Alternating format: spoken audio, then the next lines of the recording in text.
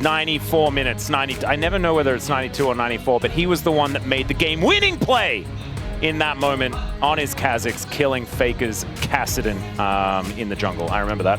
That was very, very cool. Really give it some OP attacks. Like, put some bins on the floor that are like the Elder bin. So maybe because the cinematic did actually have the Elder Dragon starring in it, maybe that means that this year is the year that we're going to develop some of the Elder Dragon's abilities. That's the pitch.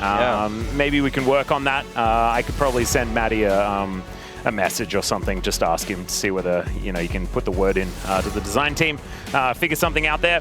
But we'll just have to see. We are here into the draft once again as Nico Jarvan this time going to be taken away, and there is a Rumble banned one more time. I imagine Jace is going to find his way to the ban list, and we'll see whether that Malphite is once again going to be something that we will see. Yeah, so last time it was the Bros with second pick, and this time they've gotten first pick, so a little bit of a switch up in terms of like draft order and things. But you see the Orianna being banned away this time. And you can understand prior rising with like the Azir and the Talia being gone. Also kind of shuts out the chance of like Ori Nocturne, which would be very strong. By the way, I'm really digging this draft music. Yeah, it's a good vibe. I'm a big fan. It's got that like sort of Tron vibe, like some of that sort of retro. Yeah. Like I'm really into it. Oh, the Rock is going to be taken away. Yeah, Malphite still not going to come through.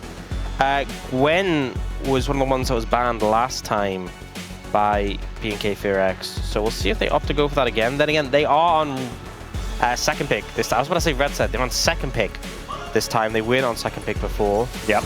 There is Jace. Jace, yeah, is gonna get taken off the card, so that makes sense. So yeah, Gwen and Sion being let through, which were taken away last time. I do want to shout out to chat as well. The bro tax is coming through thick and fast, and we appreciate that here at the LCK. Keep that coming if you do want the bros to be able to bring us to a game number 3. It doesn't only mean that the bros win a game, but it also means we get more LCK today. Yeah. Which is exactly what everyone wants. So the Rise going to be the first pickup here for Roma, and as someone called Roma, having a champion that roams very well is certainly a good thing. This is dangerous though. That's Yunara for Diablo. Yeah, that's a scary pick to deal with. I mean, Actualizer Rise does just look bonkers, if we're being honest, but Yunara very powerful.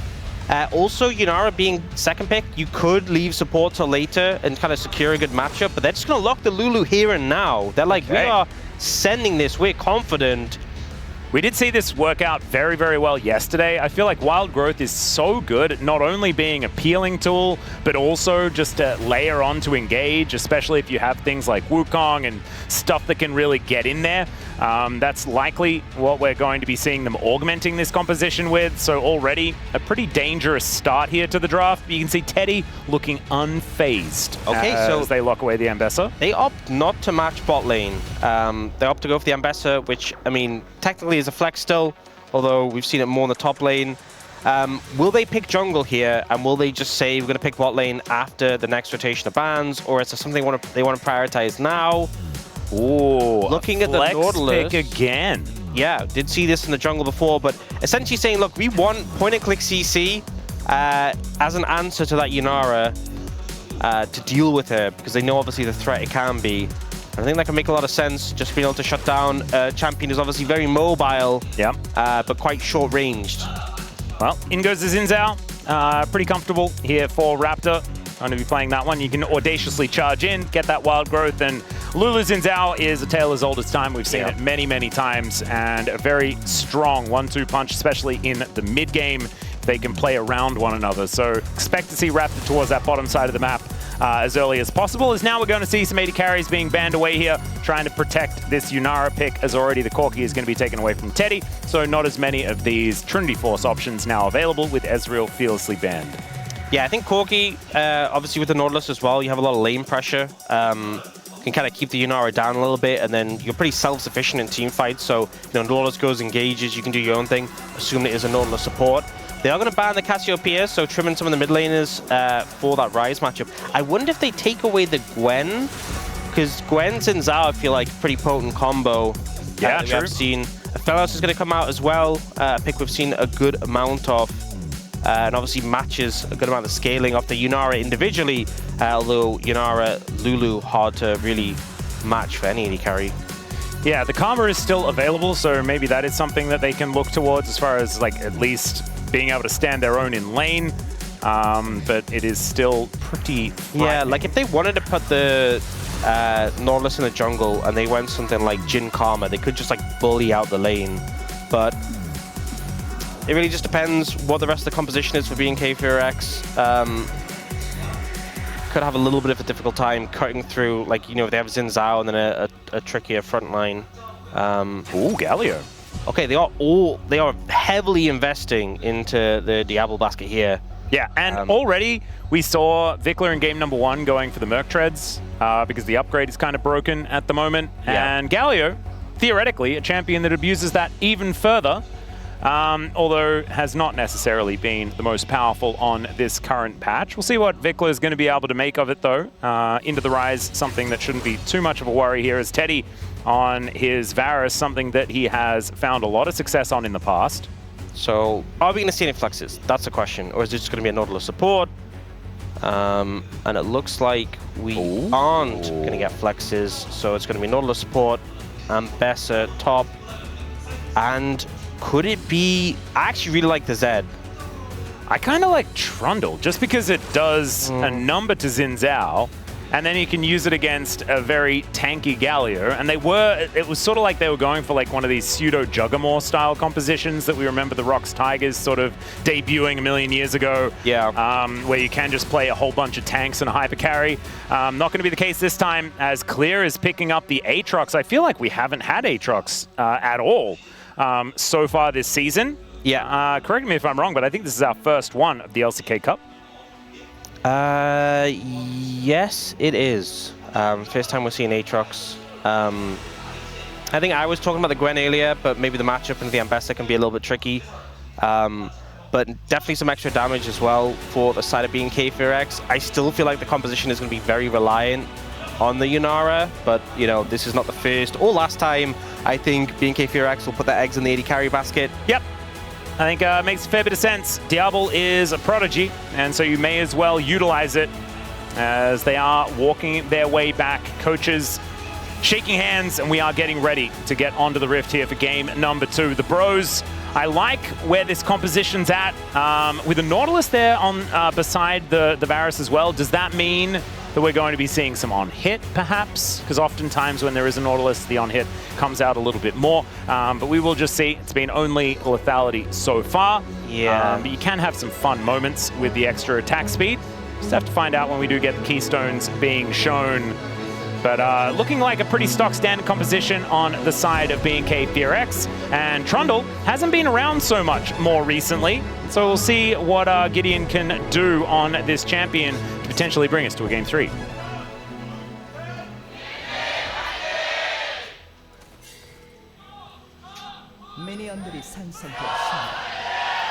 All right, Bro fans in full voice once again as Clear just throwing out some abilities, casting not really being too bothered by it.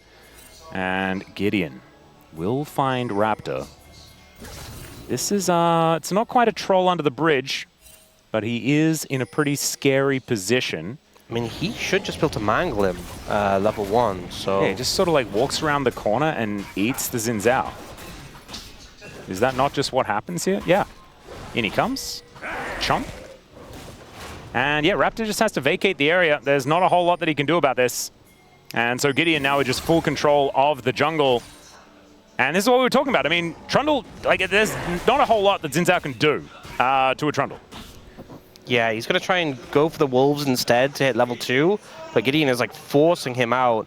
Yeah, I think he just has to go to the other side of the jungle. Yeah. There is just nothing he can really do. So could be some vertical jungling here if Raptor is able to actually head over toward the enemy blue side. Or it could be some shenanigans here as Gideon clears out his side of the jungle as well as heading over to his blue side as well. So, you know, a tough time here for Raptor. Xin Zhao just generally doesn't do well into Trundle, but I think level 1 is just like the worst case scenario. Yeah. The fact that you're losing your AD and he has such a short cooldown on the Q. It is going to be the lethality Varus, which... Oh, is that a turret shot on the Kellen? Yeah, he does have to flash his way out. And the heal had already been used. Yeah, that wasn't ideal. Looks like they used summoners earlier for some heavy trades, but yeah, so we've seen more of the lethality virus, and I feel like on-hit hasn't been as... Some crazy things happening here in this mid lane as Flash Justice Punch does get Vikla to relative safety, but he has to use his Flash, as Roma only having to invest the Ghost to get that one out. Already things just happening here in this game number 2, as Clear taking a lot of damage as well, as casting great trade. This game looking a lot more heated than the last one, if we're being honest. Just action all over the place. Yeah, and I think, you know, on-hit builds haven't been super favored by some of the changes we saw in the new season, but my only concern is that for Bro, you know, lethality virus into some of the picks that BFX has, if you don't kill like an Aatrox or a Xin Zhao, or you like pump your damage into them when the Xin Zhao has his shield up, or like there's a wild growth that comes through, you do just run out of damage as the lethality virus, right? Compared to on-hit who can just keep autoing, so... Yeah. That is a little bit of a concern, but you do have other members of the team with some sustained damage. Like the Rise. Yeah, we'll have to see how fed Roma can get in this game, whether he can make it to those 3 items that have looked incredibly broken so far this season. As Vikla looking to try and make his way in, but hits kind of nothing on Yeah, that was a nice route. Well played, but Raptor is now going to make his way forward, gets the flash out, but immediate follow as Wind becomes lightning, and Vikla, can he find some Winds of War? The Justice Punch will do it, and First Blood goes to the Galio as the year of Vikla continues. Yeah, I think Roma just too heavily focused on the 1v1 and, you know, had some vision from that ward, but kind of, you know, went into a position where you would just so easily dove on. Like, I think he'd seen Raptor already here on this ward, right? Yeah, I guess not. Because he was, like, round the corner before. I think I'm not sure if you'd seen him. It looked like maybe the ward wasn't deep enough in the brush or something. But, yeah, I think just too close to that wall where he can just be jumped on from over it. I think if you stay a bit more central in the lane, you're a lot safer. But considering the success he was having in the lane, the pressure he had on Vikla, the fact that he forced that early flash, and now to be down sums and having died, not ideal for Roma in this one. Yep, I'm going to put that in the cons column. Absolutely. As Clear and Casting continuing to battle it out here towards this top side of the map. Interesting that we were talking about Zahin, and we do get just the old version of him in just regular Aatrox here in this top lane instead. But Clear just wanting to play something a little more familiar, perhaps. And we'll be locking this one away. Can still do some pretty ridiculous things in team fights against a whole bunch of champions that are largely melee range, and there are 3 of them that certainly fit that bill. As now Vikla with the phase rush is looking to try and make his way out here as Gideon throws down the pillar, and Vikla could be in a whole host of trouble. There's the Rune Prison. Does get the Justice Punch down, though, as Gideon does pick up the kill, but now Raptor gets his way in there. Let's see whether he can actually make something happen. 2 versus 1, though, and it's not looking good, as Roma will find a lot of damage onto this Xin Zhao. No flash, and Roma looks to find a good sidestep, and Raptor will keep himself alive. So close to going down. There was a nice sidestep at the end, but it was a little concerning when Raptor went in there to try and save the play, especially given the low health member was Gideon on the Trundle, who obviously got a bit of heal when Vikla went down. So a good pickup there from Gideon to punish Vikla's lack of flash. Yep. But heavy focus around the mid lane in this game so far. Yep, everything very, very even in this game, though. As we can see, only 100 gold separating these 2 teams. As Vikla back in it once again. What's crazy, we've seen Gideon like constantly invading, but the jungle is pretty even in farm, despite that. Yeah, ignore this as far as the year of Vikla is concerned. It's still the year of Vikla, okay? Yeah. Yeah, he just got ganked, you know, it's not fair. Yeah, it takes a while to cut through him. And Raptor actually does quite a lot of damage up front, but then kind of runs out of cooldowns and has to just run away.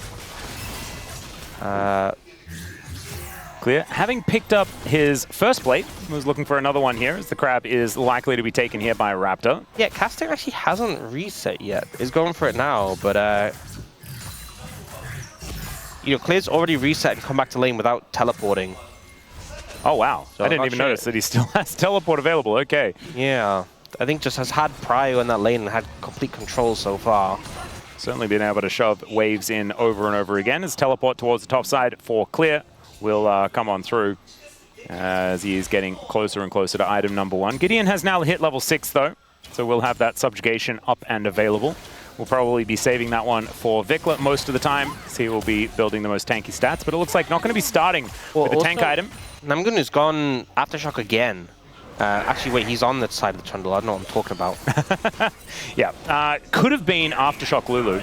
Yeah, we have seen Aftershock Nami win a game as well. Oh, that could have been. So we really could have had some extra Aftershock stuff. Yeah, unfortunately not the Aftershock Galio that you're really hoping for. True.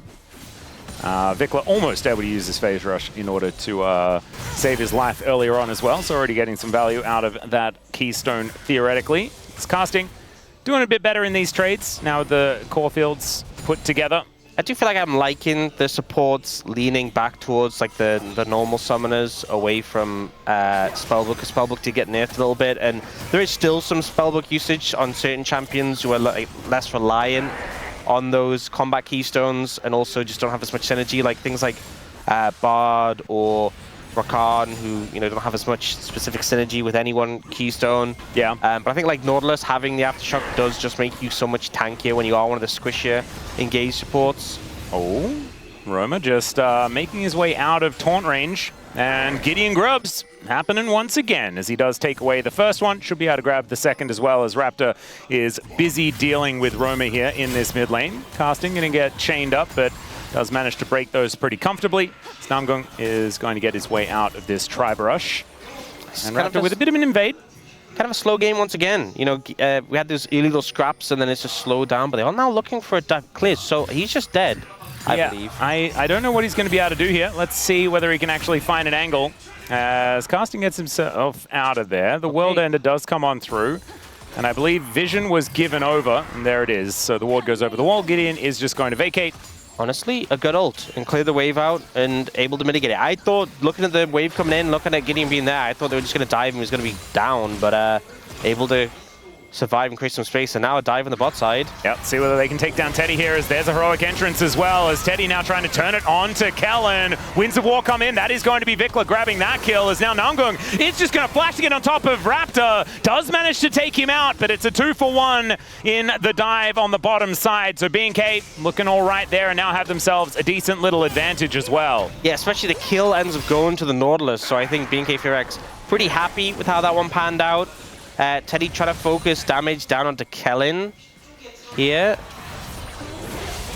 As you see, Kellen ends up getting aggro first. Flashes away from the ult from Teddy, though. Yeah, and he wild growths himself and doesn't get hit by the Chains of Corruption because he flashed it. Yep, so that was well played by Kellen to avoid that immediate focus from Teddy. But honestly, it was a good eye from Teddy to see who was grabbing aggro. Just unfortunately, Kellen was a little bit faster on the trigger. Well, not faster, just reacted well. Yeah. All in all, BNK FX, I think, happy with how the dive panned out, but Gideon instantly responds and picks up the Dragon as recourse for that play. Yep. Clear has now got his Sundered Sky complete. In fact, that is the only thing he has in his inventory. Priorities. Yep, certainly knows exactly what he wants, as Vikla with his dash cannon now complete as well. Oh, now Casting has Eclipse. I feel like that's just the point where Ambassador just becomes obnoxious, that one item. Yep, already has a decent CS advantage as well. After everything that had happened towards the top side. So Casting's in a pretty good position, and honestly had a pretty good game number 1 as well on the Gnar. Of course, we mentioned did the most damage in the game. And he has some big lordly shoes to fill, as we had to say goodbye to Morgan, was picked up by Team Liquid. So incredibly sad, but I can't be that upset about it, because at least he's hanging out with my boy Jake. So that's pretty cool. Yeah, I guess. Just seems like the Team Liquid thing to pick up bros. Yeah, yeah. We can ask Umpty about it. Yeah. And Umpty's probably pretty happy. I know that when Spawn came to Korea as well, Umpty and Spawn hung out as well while he was here for the boot camp. So pretty cool stuff, as they were here for CUP as well. Hopefully they're going to be back next year as well. It was a whole lot of fun having a few extra special guests. But I digress. We're having a look now at BNK pushing in this bottom lane with some support by Raptor. He's going to clear out this control ward, so the bros know exactly what's going on. They have a troll making his way down, and it is just going to be a trade of a bunch of wards. Subjugation up and available. Roma and Vikla in position, both of them with their globals at the ready, or semi-globals, you could say. But now just going to be moving back to lane, so a bit of a stalemate. Going to be broken just yet.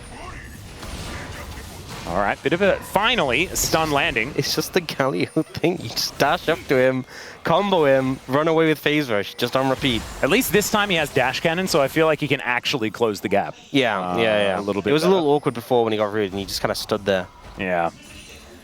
Well, some high value with the free boots as well. We've got 3 of them. Also, speaking of high value, the double control ward in that brush just... Got to get that vision, man. Got to really make sure there's no wards in that brush. Works out. Quest completion here for both of our top laners already. Going to be the first ones that have been put together as there's public execution towards clear. World Ender does come on down, Sundered Sky to try and get that health bar back, but Gideon makes his way in, and I don't think clear is going to find a way out of this one. Heroic Entrance comes in though, and maybe I spoke too soon. Great knock up, and Gideon will be taken down. And now casting, I don't know whether the Alcove Gaming is going to work out, because now the Bash Bros make their way in to defend their Aatrox, and it's a double for Vikla. It's just his year, isn't it? It's just the year of Vikla. He's just on form. Watch out, World Championship. Vikla's coming back to North America. As all right, Namgung now going to start a fight up against Diablo once again. The Wild Growth comes in as there's Roma with the ulti, and that is going to spell the end of both bot laners. The year of Vikla continues though, as he just dives on top of Teddy, wipes out a fair bit of the damage. I think Vikla will be dead now, but Namgung's in a bit of trouble. Justice Punch. Oh, the dash cannon missed. Oh, it could have been another kill. That would have been so sick if that had happened, but it did not. It just shows. You know what? Vikla isn't a god. He is human after all. Room for growth. Room for growth. That's what we can establish there. But Clear buying a ton of time here. I mean, Aatrox is the champion to do that. You see how much he heals up that first auto. Keeping space from Gideon, and then, again, gets a ton of health from that auto with Sundered Sky in the passive.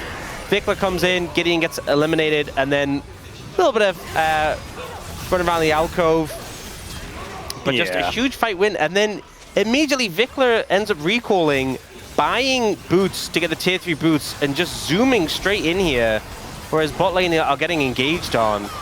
And you can tell he asked for that. He pinged to the ward he's teleporting to. He's like, guys, start a fight. I'm coming in. And they started a little bit earlier than they probably wanted to, as Vikla was a little late to that one. And he's so close to getting a second kill. Look at the dash cannon, man. A couple more abilities here and there. Yeah. Could have been. Could have been. As Gideon also not going to lose his Grump. You know what's hilarious? We were talking about how strong like the upgraded Merc treads are and the shield, how good it be on Galio. No. Upgraded Sorks for the Galio. We're doing damage out here. So wait, hang on. He builds Merc treads on a Zir and then Sorks on Galio. Galio already has deny subjugate value. Galio already has a magic damage shield, right? True. You know, it's redundant, isn't it? He doesn't need another one. Yeah, that would be absolutely silly. I completely understand. And why would I doubt Vikla? You know, it's his year. As we know. All right. Akbarun come through here from Diablo's, then now continuing to look for this fight. Diablo's looking very worse for wear, but the Wild Growth to keep him alive. As Vikla comes down, he still wants more.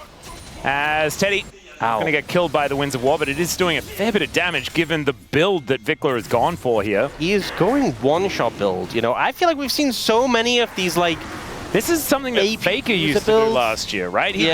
He was the one that didn't build like a defensive item first. He's like, no, we're just going Glass Cannon Gargoyle. It's so fun, to be honest. You know, I think part of the logic is you're into the Trundle, right? You don't want to give him a target where you're just going to get all your stats drained immediately. But also, you do so much damage. Like, Galio has really high AP ratios. When you do go a build like this, you just kind of explode people, especially if you're this fed. Yep. So I kind of respect it. And it is going to be first turret going over to the Bros. They should be able to claim themselves a gold advantage. As you can see, it is teetering back and forth, but finally, 600 gold in the lead here for the Bros, as they do take down that outer bottom lane turret. So nicely done. Get them a bit into the coffers. As Gideon has gone for the Trinity Force build, not going for the Sundered Sky Ultra Sustainy type build here. A little bit more damage for the Trundle. To be fair, I think it's one of those things where, like, when Sundered Sky was like really strong, we saw a mixed bag with Trundle. Like, some would go Sundered Sky first, some would go like the Triforce. And then Sundered Sky got nerfed, and it's still really good, don't get me wrong, but like the crit is weaker, right? Yeah. So I think it makes sense to be going default into the Triforce. Might still pick it up, but I like things like just running faster. Running fast is pretty good. It's pretty good for the Trundle. Well, if you speak of running fast, it is a Cloud Soul. Exactly, and so maybe he doesn't need any items that are going to bolster that, because we do have Cloud Rift as well as a Cloud Soul. Very happy to have that in our very first series of the day. All right, possible dive onto clear once again. Difficult to dive in Aatrox now that he has an item or two put together, and now he's looking for an angle here.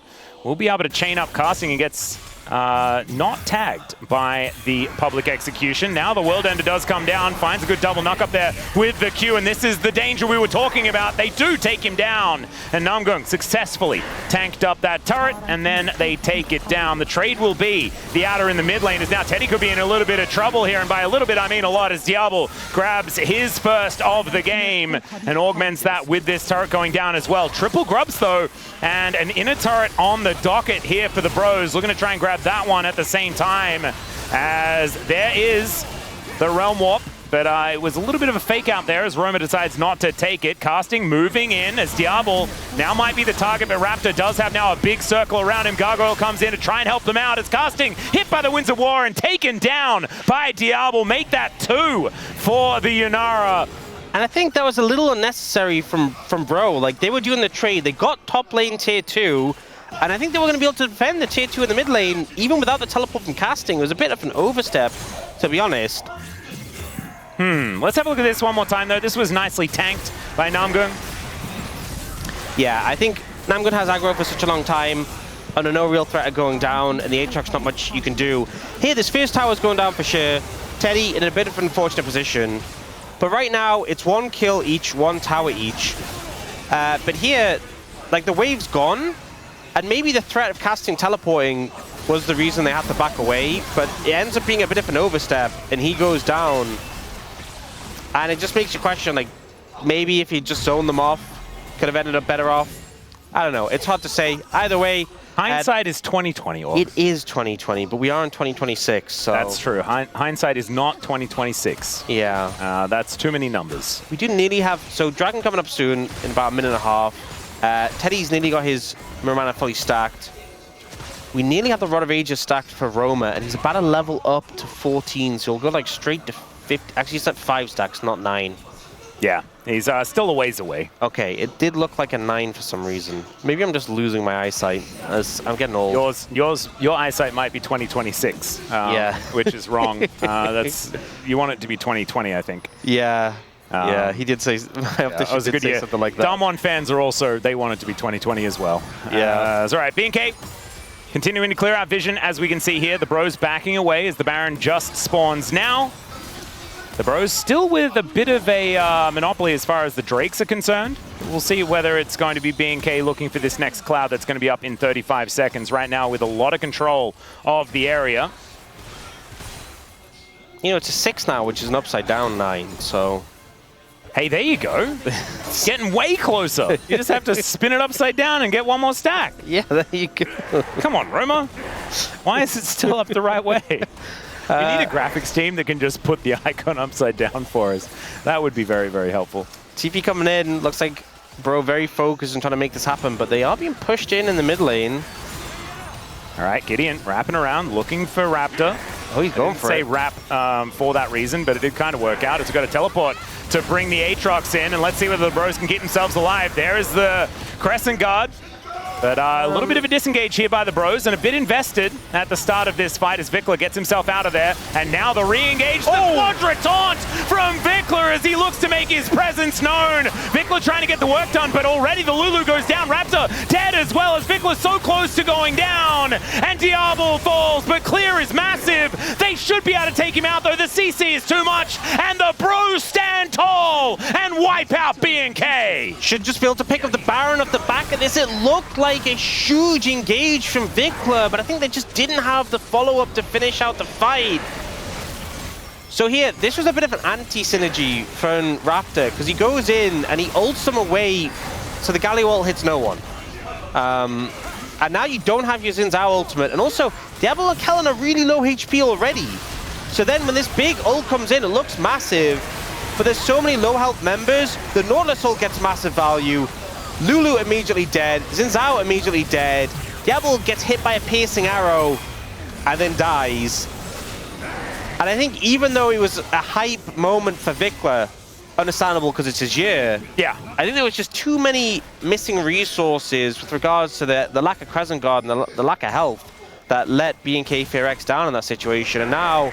And so much of the power budget of this composition is around the heroic entrance actually doing something. Yeah. And in that last fight, it certainly was not able to do much of anything at all. And also just Yunara being able to auto-attack and not being half HP. That is certainly good too. Yeah, so now... Oh, we got another one. As the Baron still around the bros, as now Raptor caught out. Good pillar position here from Gideon as Audacious Charge gets Raptor out of the way. As in goes the public execution. Casting though going down so incredibly low. Down goes Vikla though. It may not be his year after all. As the snipe from Teddy's too good. Double kill here for the Varus, and Diablo, not a whole lot he can do, and the hook is gonna land. Namgung having such a better day here today compared to their first day out against DK, and they're looking to take this inner turret at the same time. Namgoon's just been on fire. I feel like getting so much value in these fights, but the target selection is so good here, and bro, I mean, this game looks firmly in their control. I mean, last game, it felt like they weren't able to push their advantage, but now with an 8,000 gold lead, look at all these towers they're picking up. Oh man, it is going to be 10K by the end of this, as Kellen, oh look, the little Lulu that could. Not quite able to even deal with a minion wave here, as BNK looking a bit worse for wear at the end of this one as we check out this fight one more time. Just getting so much damage on a Raptor, the poke from Teddy as well. He's trying to hold the Crescent Guard and back away, but he's chunked out. Diablo again is like half HP at the start of the fight. And then Vikla goes in to peel for his jungler, dies. We get Raptor sniped by Teddy. And it's 3 members already down, and then Namgoon just goes, yep, I'm grabbing that 80 carry. Yeah, beautifully done. Snipes him with the anchor, and the bro fans go wild here at LoL Park. And I'm looking forward to seeing what we're going to be getting out of the bros to finish this one off. But right now, a fight has started. Gideon looking relatively low, but he is Trundle, so doesn't feel too worried about it. Heroic entrance comes on through, but Vikla just melts like butter. And Teddy's untouched in this fight. Hit by the Infernal Chains, but he just takes the Aatrox down. And Raptor and Kellen just left wondering where their teammates have gone. The bros looking to break down the front door, and they may just end the game right here. 10,000 gold the lead. And we felt like maybe after that comeback victory in game number 1 for BNK, the bros would be broken. But no, that is not what the bros stands for in the bros. It stands for brotherhood, and it stands for winning game 2, so that we can have as much League of Legends as possible. Nexus down, on to the next. A much more convincing game. Heartbreaking for some of our teams, but the bros, they repaired it, and they came back even stronger. Teddy doing a massive amount of damage in this game, but I feel like Casting also having a fantastic one, and maybe... 나 본라인 가져올게. 미달게. 야, 레드 할게. 핑크 돼? 레드 싸우자 바로 얘들아. 여기서 볼게. 맞아. 야, 여기 짜부터 나 괜찮아. 공 3초야. 괜찮아. 아, 오케이. 야, 보자. 봐줄래? 윤아. 윤아. 한번 빼고. 아, 봐줘. 가자, 노플.